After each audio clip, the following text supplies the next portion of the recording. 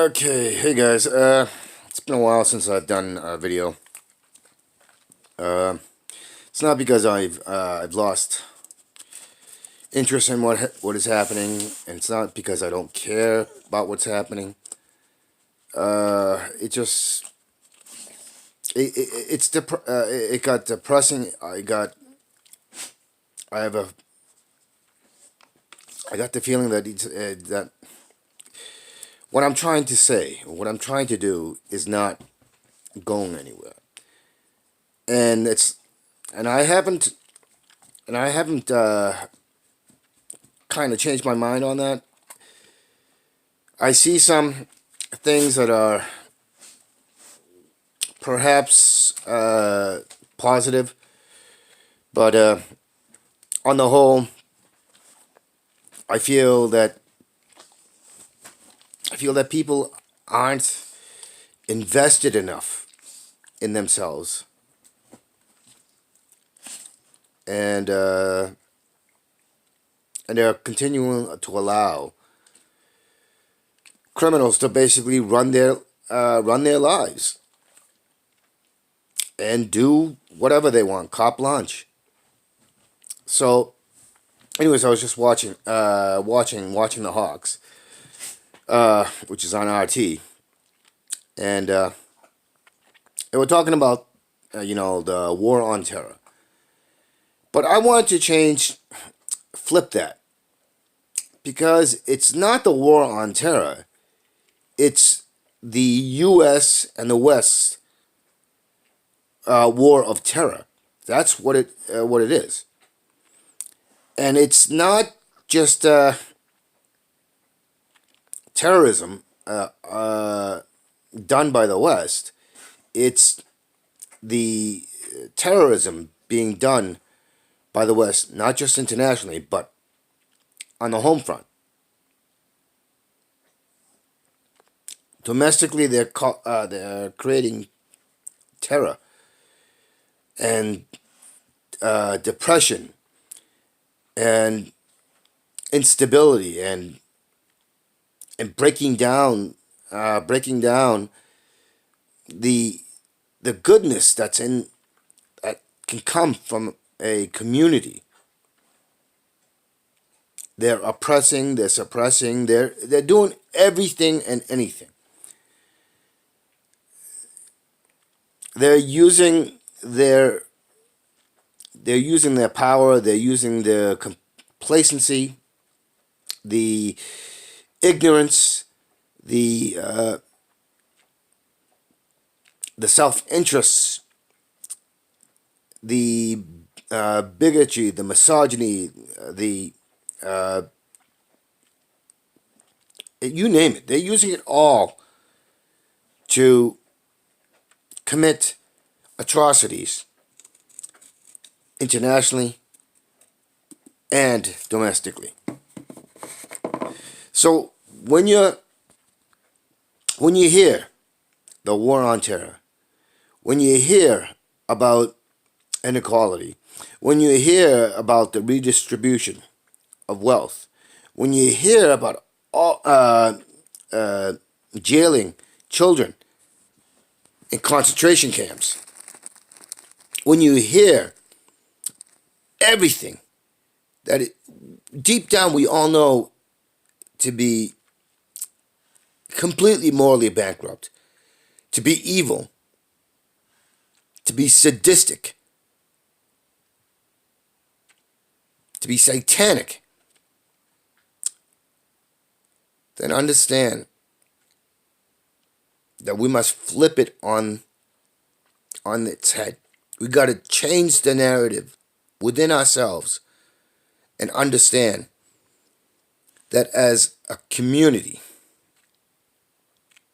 all of us around the world, we have to start thinking the way I just talked about, because that is the only way that we're going to come together and support ourselves and the planet we call home, the one true home we have.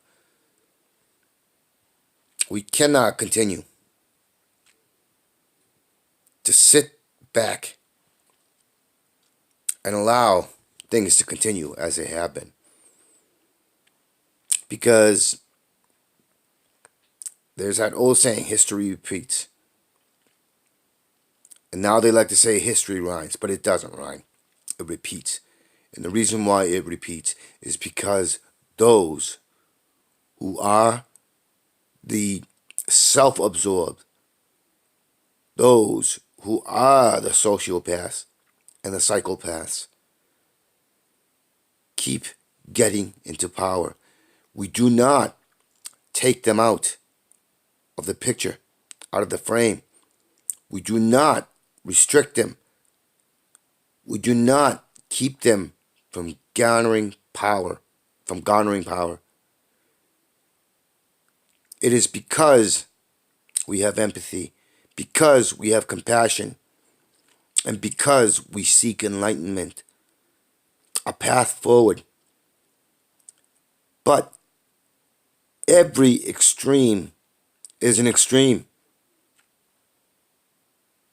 Whether you are extreme in being forgivable, for putting out forgiveness, and for allowing allowing morally and bankrupt things to continue with this idea of shades of gray,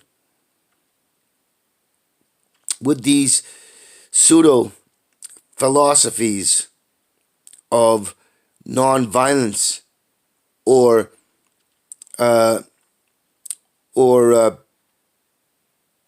free speech. That is the reason why. Because these extremes have allowed those who would seek power, who would seek wealth, who would seek control, who would seek to have all the physical and material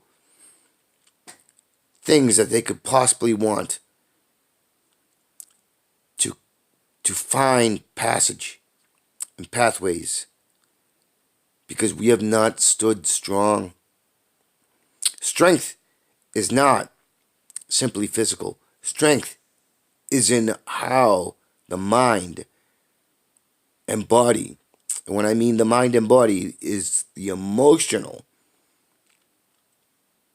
enlightenment, which brings wisdom. When they are balanced, then and only then can we have true strength.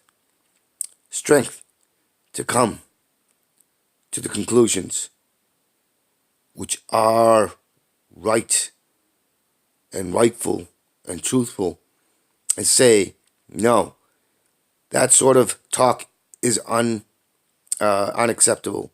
That sort of behavior is unacceptable. That sort of childish wants is unacceptable.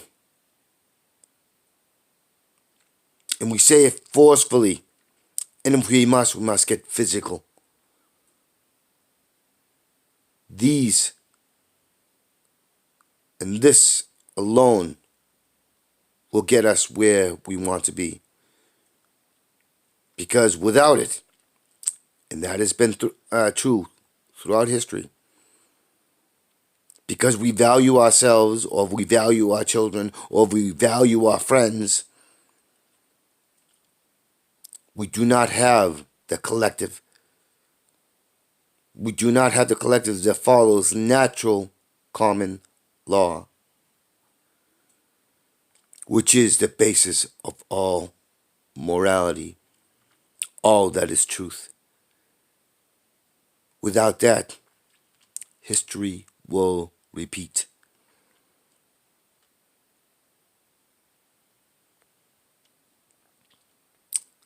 We must see reality, and reality is truth. And truth is common natural law.